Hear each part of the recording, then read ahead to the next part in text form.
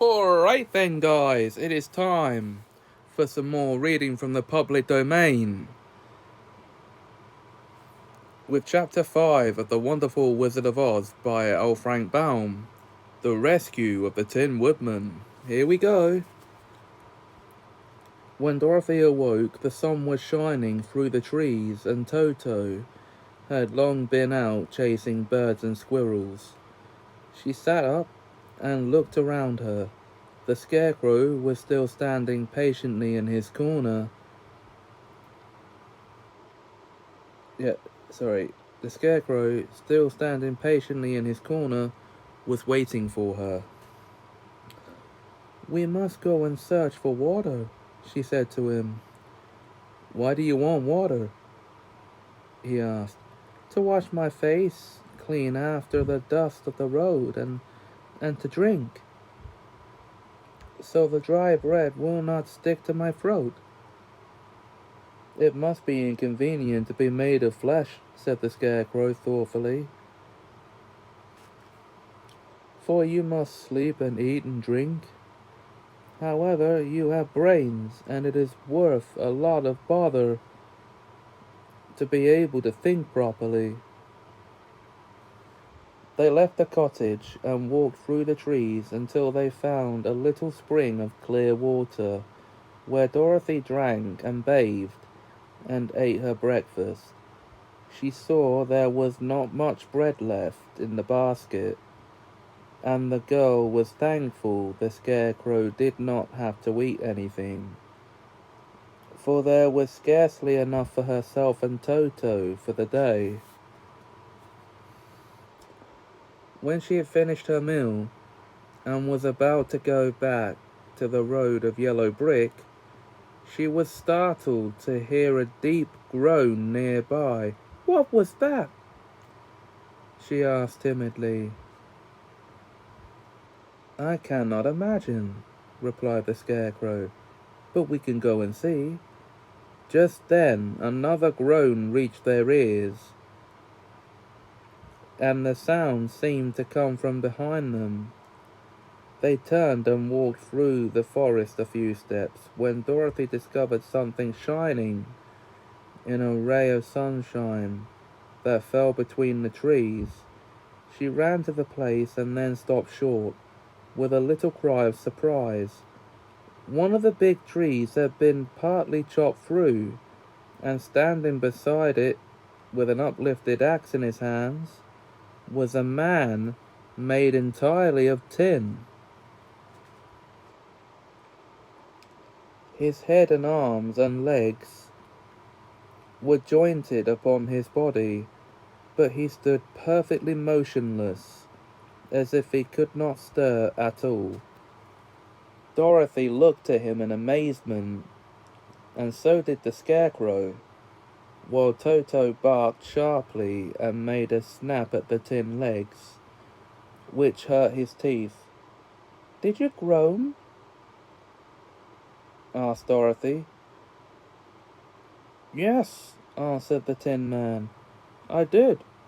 I've been groaning for more than a year, and no one has ever heard me before, or come to help me." "What can I do for you?" she inquired softly, for she was moved by the sad voice in which the man spoke. "Get an oil can and oil my joints," he answered. "They are rusted so badly that I cannot move them at all. If I am well oiled, I shall soon be all right again.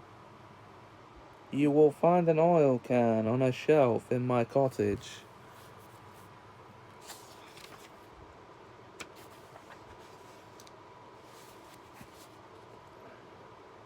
Dorothy at once ran back to the cottage and found the oil can, and then she returned and asked anxiously, "Where are your joints?" "Oil my neck first," replied the Tin Woodman. So she oiled it, and as it was quite badly rusted, the Scarecrow took hold of the tin head, and moved it gently from side to side. until it worked freely, and then the man could turn it himself. Now oil the joints in my arms, he said, and Dorothy oiled them, and the Scarecrow bent them carefully until they were quite free from rust and as good as new. The Tin Man gave a sigh of satisfaction and lowered his axe, which he leaned against a tree. "This is a great comfort," he said. "I have been holding that axe in the air ever since I rusted, and I am glad to be able to put it down at last. Now, if you will oil the joints of my legs, I shall be all right once more." So they oiled his legs until he could move them freely, and he thanked them again and again for his release, for he seemed a very polite creature and very grateful. "I might have stood there always if you had not come along," he said. "So you have certainly saved my life. How did you happen to be here?" "We are on our way to the Emerald City to see the Great Oz," she answered.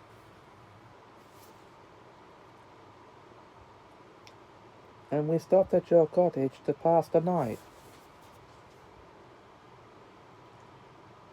"Why do you wish to see Oz?" he asked. "I wanted to send me back to Kansas, and the Scarecrow wants him to put a few brains into his head," she replied. The Tin Woodman appeared to think deeply for a moment. Then he said, "Do you suppose Oz could give me a heart?" "Why, I guess so," Dorothy answered. "It would be as easy as to give the Scarecrow brains." "True," said the Tin Woodman returned. "So if you will allow me to join your party, I will also go to the Emerald City and ask Oz to help me." "Come along," said the Scarecrow heartily, and Dorothy added that she would be pleased to have his company. So the Tin Woodman shouldered his axe, and they all passed through the forest until they came to the road that was paved with yellow brick. The Tin Woodman had asked Dorothy to put the oil can in her basket, for, she said, if I should get caught in the rain and rust again, I would need the oil can badly. It was a bit of good luck to have their new comrade join the party, for soon after they had begun their journey again, they came to a place where the trees and branches grew so thick over the road that the travellers could not pass. But the Tin Woodman set to work with his axe and chopped so well that soon he cleared a passage for the entire party.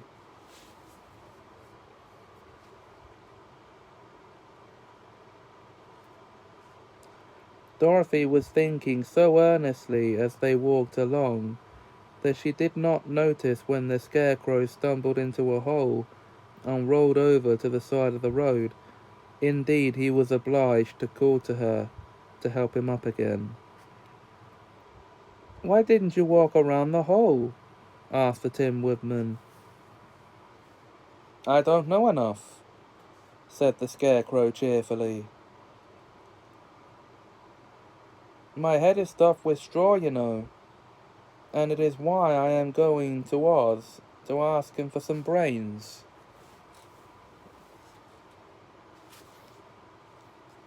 This would imply that he knows something. Okay.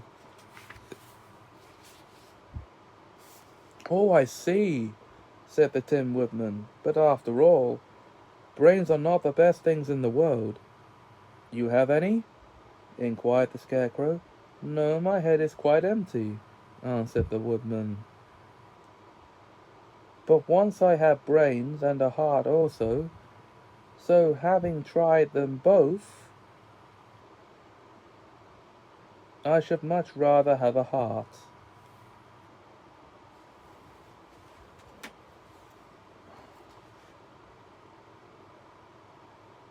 I will tell you my story, and then you will know.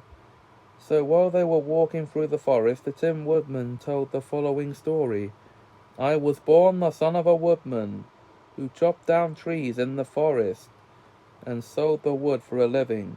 When I grew up, I too became a wood chopper, and after my father died, I took care of my old mother as long as she lived. Then I made up my mind that instead of living alone, I would marry so that I might not become lonely.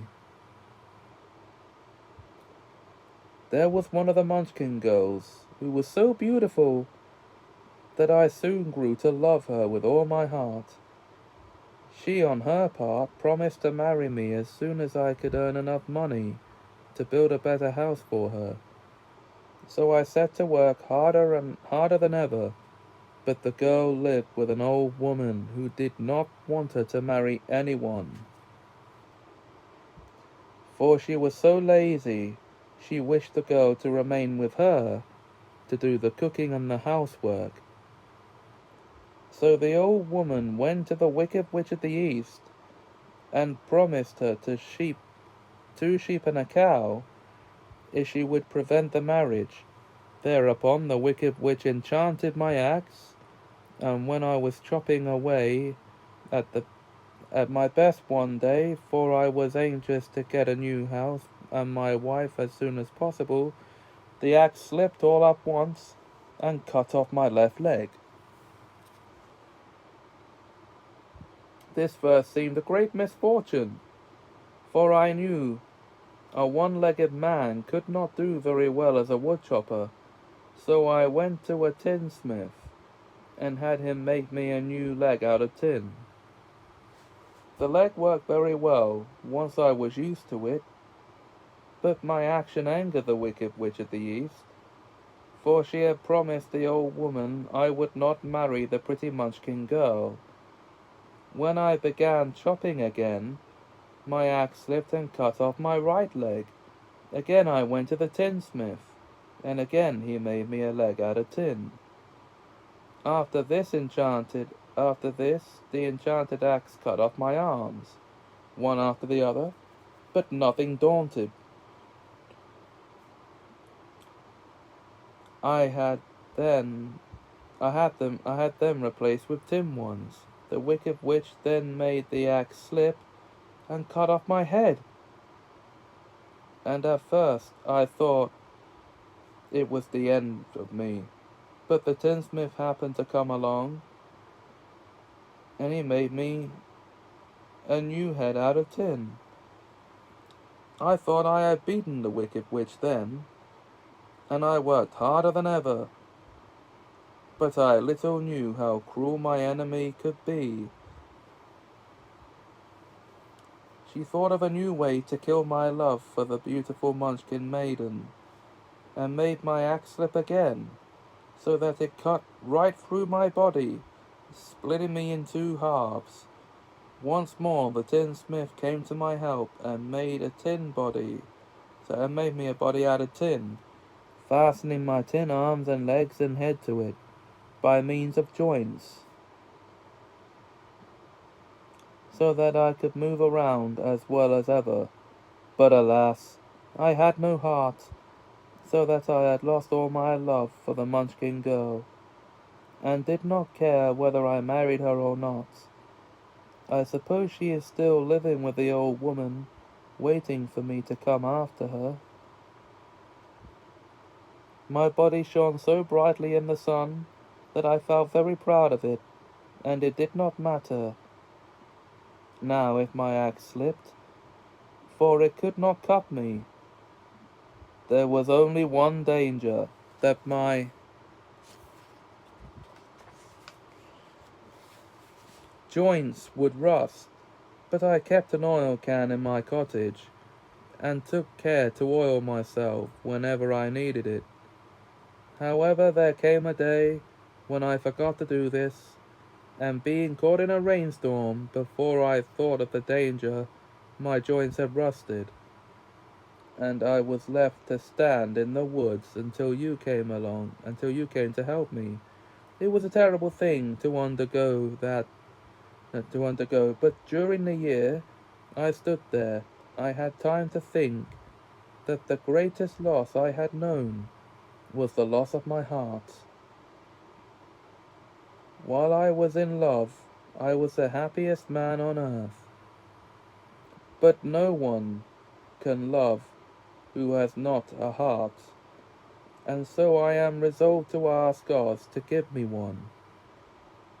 If he does, I will go back to the Munchkin maiden and marry her.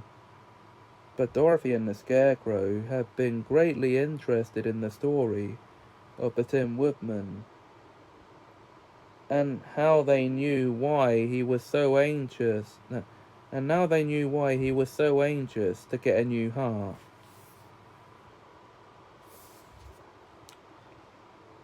All the same, said the Scarecrow, I shall ask for brains instead of a heart, for a fool would not know what to do with a heart if he had one.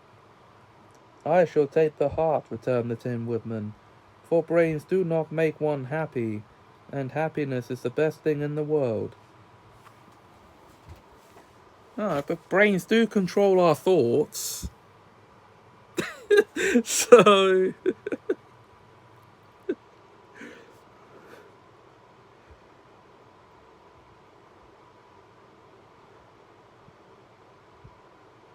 Dorothy did not say anything, for she was puzzled to know which of her two friends was right, and she decided if she could only get back to Kansas and Aunt Em, it did not matter so much whether the Woodman had no brains and the Scarecrow no heart, or each got what he wanted. He got it the wrong way around.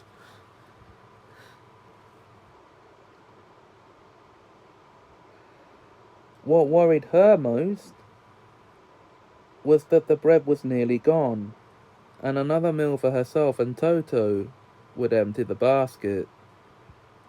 To be sure, neither the Woodman nor the Scarecrow ever ate anything. But she was not made of tin nor straw, and could not live unless she was fed. So that was chapter 5 of The Wonderful Wizard of Oz. Next time, it's chapter 6, The Cowardly Lion. Until then, thanks for watching. If you enjoyed this video, please like, comment, share and subscribe, and have us a magical time.